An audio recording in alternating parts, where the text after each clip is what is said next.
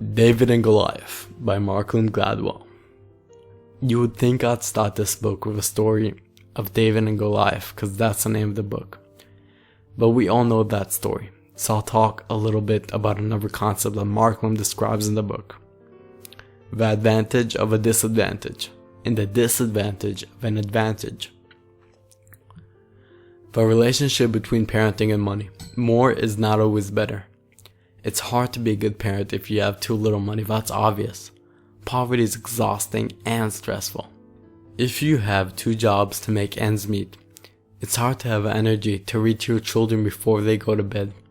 If you are a working single parent, trying to pay your rent and feed and clothe your family, it's hard to provide your children with constant love and attention when you're working so hard. If you were asked to draw a graph between the relationship of parenting and money, I'm guessing it would have looked something like this.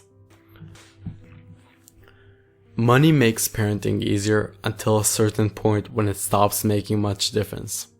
The scholars who research happiness in families have found out that more money stops making a family happier at around $75,000 a year. When income of parents get high enough, then parenting starts getting harder again. How do you teach work hard, be independent, learn the meaning of money? To kids who look around themselves and realize they never have to work hard again. So a true graph looks like this.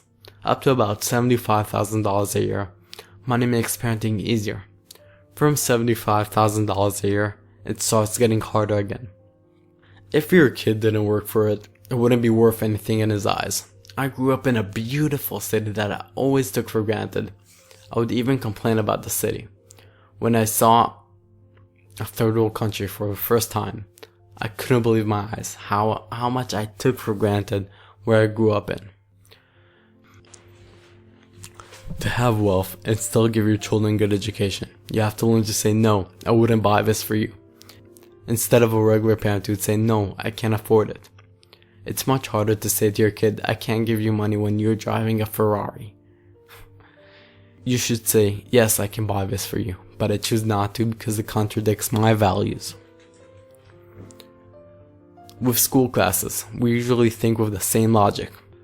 Small classes equals less papers to grade, fewer children to know and follow, and more time for each child. But think about this. If you were a doctor, and you had 10 patients on one day, you would finish at 7, but at the same day 3 patients cancelled.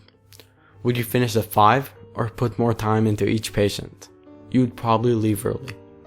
So the teacher would probably put the same amount of time into each child whether a class was 10 kids or 40 kids. 10 kids in a class is equal to 40 kids in a class. 10 is too intimate for many high schools to protect their autonomy, and 40 is too big for everyone to learn. Most teachers say 18 is the golden number.